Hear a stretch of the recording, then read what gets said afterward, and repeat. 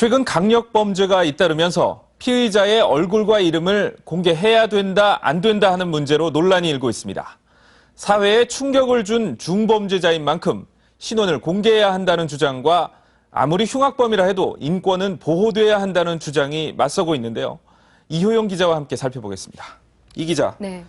이런 논란이 이번이 처음이 아닌데 얼마 전에 있었던 그 서울 논현동 고시원 방화 사건이 다시 문제를 일으킨 거죠? 그렇습니다. 이 사건으로 아무 죄 없는 6명이 무참히 희생됐었죠. 이 전형적인 묻지마 범죄였는데요. 이 범행 방법도 너무 끔찍해서 큰 충격을 줬던 사건이었습니다.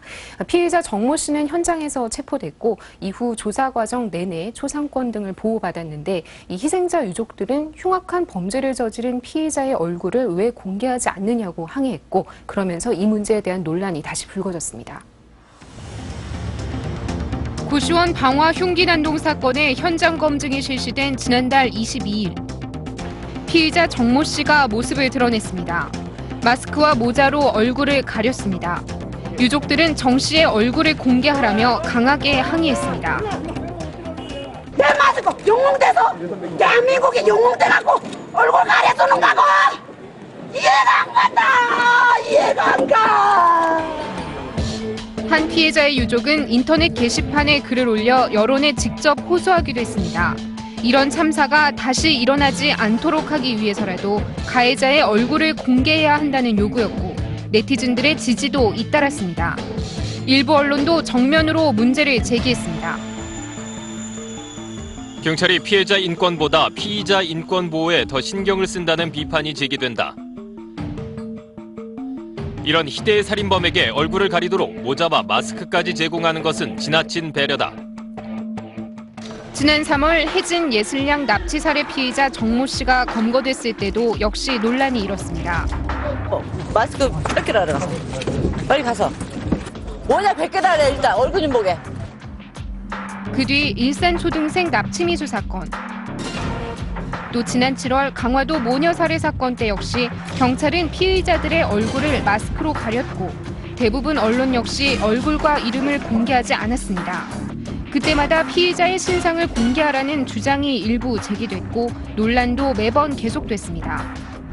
이렇게 수사기관이 피의자의 신원을 보호해주는 것, 지금은 그 사건의 종류에 상관없이 동일하게 적용되고 있는 거죠? 그렇습니다. 이 범행의 종류나 죄의 경중과 관계없이 수사기관은 원칙적으로 피의자의 이름 등 신원 정보를 공개하지 않습니다. 또 언론 역시 익명으로 처리하고 얼굴은 모자이크 처리에 보도하고 있습니다. 비록 범죄 혐의를 받고 있는 사람이지만 초상권을 비롯한 인권은 존중돼야 한다는 차원인데요.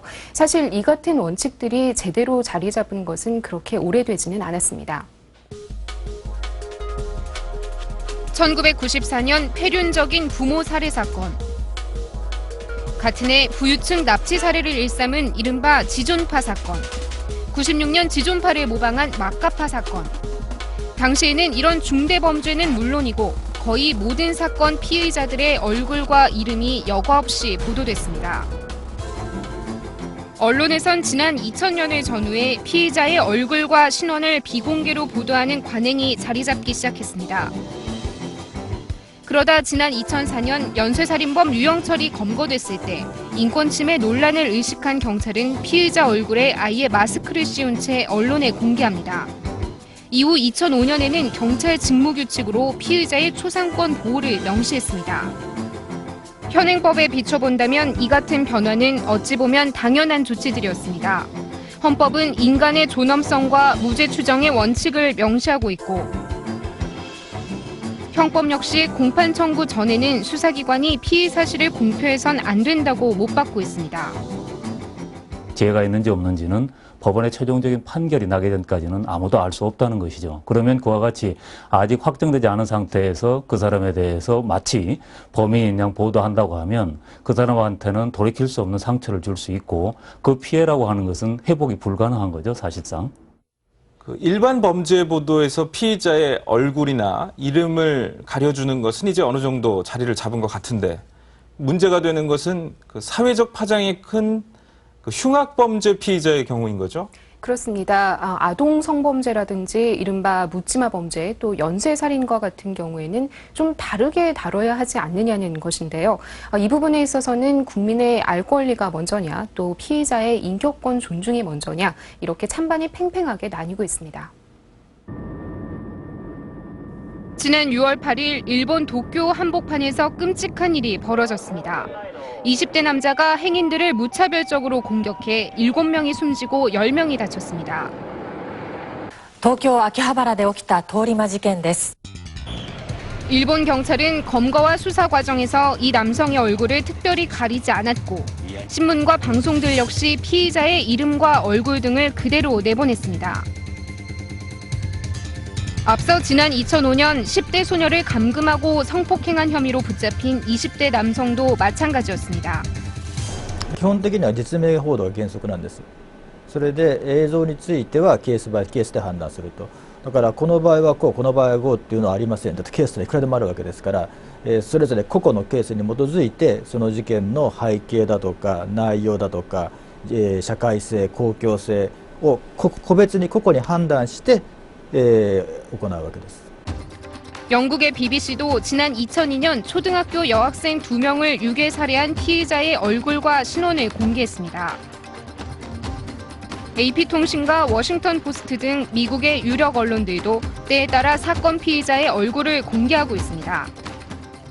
미국의 경우에는 특히 중요 사건, 흉악 사건, 강력 사건의 경우에는 그 범죄와 범죄 관련자 자체를 공적인 영역에 들어와 있는 공인 내지 공적인 자산으로 봅니다. 그렇기 때문에 피의자는 당연히 그 신원과 사진 등이 그대로 공개되는 것이 미국 언론의 관행이고 사건의 심각성에 비춰 피의자의 신원도 국민의 알 권리에 속하며 범죄 예방 효과도 있다는 것이 공개를 주장하는 측의 논리입니다.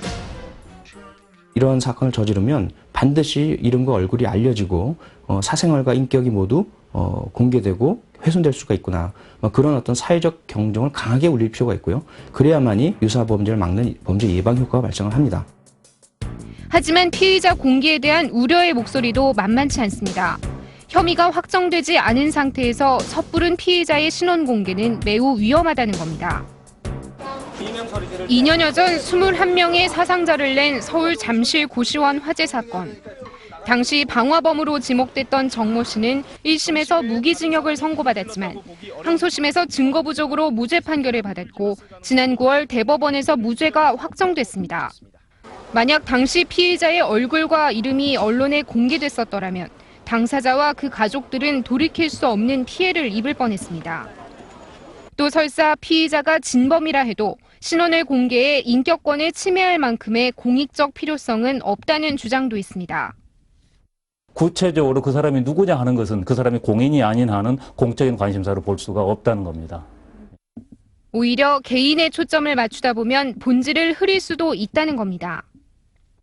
여러 가지 사회적 문제 또는 여러 가지 그 경제적 문제 이런 것들이 결합되어져 있는 복합적인 사건임에도 불구하고 자칫 피의자의 개인 신상을 공개하고 개인적인 일들을 부각시키게 되면 사건의 어떤 사회적 본질 이런 것들은 묻혀버릴 소지가 존재하는 것입니다. 또 우리 사회가 아직은 인권의 기준을 엄격하게 적용할 필요가 있다는 지적도 있습니다. 군부 독재 시절 암울한 시대라고 얘기를 하고 그 당시에 피의자 피고인의 인권이라고 하는 것은 없었죠. 그래서 피의자 피고인의 권리가 침해된 사건들을 우리가 무수히 많이 경험을 했기 때문에 피의자 피고인의 권리를 아무리 강조해도 지나침이 없는 것이 아닌가 생각이 됩니다. 이렇게 강력 사건이 터질 때마다 논란이 되풀이되는 게 현실이라면 이제는 좀 이 문제에 대해서 사회적 합의가 필요한 때가 아닌가 이런 생각이 드네요. 네, 그렇습니다. 언론은 현재 저마다의 기준과 판단에 따라 보도를 하고는 있지만 차제의 가이드라인을 만드는 것이 필요하다는 지적입니다. 지난 3월 경기도 일산 초등생 납치 미수 사건을 보도하면서 SBS는 CCTV에 찍힌 용의자의 얼굴을 전격 공개했습니다. 저희 8시 뉴스는 진지한 고민 끝에 문제의 폭행 장면과 범인의 얼굴이 나오는 이 화면을 시청자 여러분께 공개하기로 했습니다. 이런 반인륜적 범죄의 범인은 반드시 잡아야 하고 또 이런 KBS와 MBC, 다른 신문들도 짧게나마 용의자의 얼굴을 비췄지만 경향신문은 관련 사진을 아예 싣지 않았고 동아와 한겨레는 모자를 눌러 쓴 모습만 냈습니다. 앞서 지난 2004년 유영철 사건 때에는 거의 모든 언론들이 실명을 밝혔지만 한겨레는 유아무개로 표기했습니다. 지난해 이른바 석궁 테러가 발생한 당일엔 MBC와 YTN은 피해자의 실명을 썼고 KBS와 SBS는 김모 씨로 처리했습니다.